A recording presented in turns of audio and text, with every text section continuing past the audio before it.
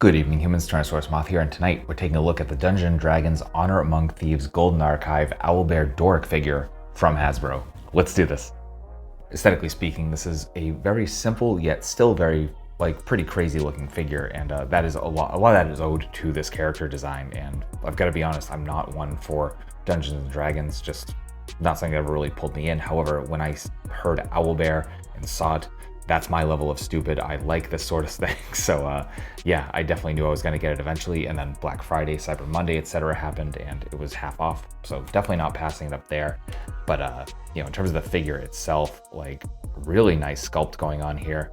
The face is probably a little more cartoony than it looks in the movie. I'm assuming. I haven't seen it yet, though. I am actually interested in seeing the movie because I've heard it's really good. So as you can see on the box art, you know, it looks a little more realistic, a little more, you know, just kind of mean, I guess. And then here the eyes look a little more doughy, and you know, I think it works. For definitely this sort of character, and you know, coming to the eyes in particular, I really love the way they did that blue, the dark blue coming into the light blue here at the bottom. And just, it gives it some really nice dimension, almost like glassy look. Beyond that, pardon me, we got really nice matte black for the beak, and then we got the tongue painted in there. Beyond that, it's mostly this kind of slightly off-white plastic, and then we get touches of the brown here on the feathers. And yeah, this probably could have done with a wash or something like that, but we do get the kind of palms, claws, and the pads on the feet painted, and it's not something we see very often, as well as, you know, sculpted on the bottom. So very nice there. And you know, definitely some good stuff, some balancing acts done with the aesthetics here, and I think it all kind of evens out. So ultimately just a really cool looking figure. Very bare bones when we get to the accessories, but honestly, what do you need for an owlbear? So yeah, definitely not you know, discouraged about that, because like we get a pair of kind of clawed grasping / gripping paws here right on the figure as we take it out of the box, and then we get a pair of kind of flat-footed flat paws, again with full paint and sculpt all around. Again, no wash or anything, but we do get the claws and the pads painted. So yeah, really good. So that's accessories. Articulation balance here may be a little limited, however, they're still very nice, especially the balance, as we can see here. Freestanding kicks, no assistance whatsoever. Part of that owed to the flatness of the feet, part of it owed to just the weight I thought would work against it, but I was wrong. The range is actually pretty nice where it needs to be for that. But breaking down the finer points, we do have a ball joint here at the head. So we're moving around like that, nothing like crazy, but you can see we get a couple clicks here and there. And there's this neck piece, and that goes into another, a kind of rod coming up through here, and that has a track. So we can get all the way out into pretty much a flying pose, or I guess a crawling pose, and then we can come forward about that much. So we're not fully standing up, as it still kind of looks up in that regard, but if you bring the torso forward, you get that. We come to the arms, side to side as well.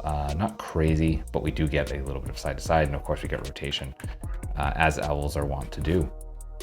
Then we come to the shoulders, we do have butterfly joints, which is a very nice addition here. So we get about that far back, that far forward, which definitely helps with the crawling poses. We get rotation, so we can come all the way around. This is a separate piece here at the shoulder, so we can come up into a perfect T. We don't have any bicep swivel, so we're relying on that rotation there. Single jointed at the elbows, not quite reaching 90. Here's where the limitation comes in, just that sculpt. It's just a bulky figure, so that's what you're gonna get.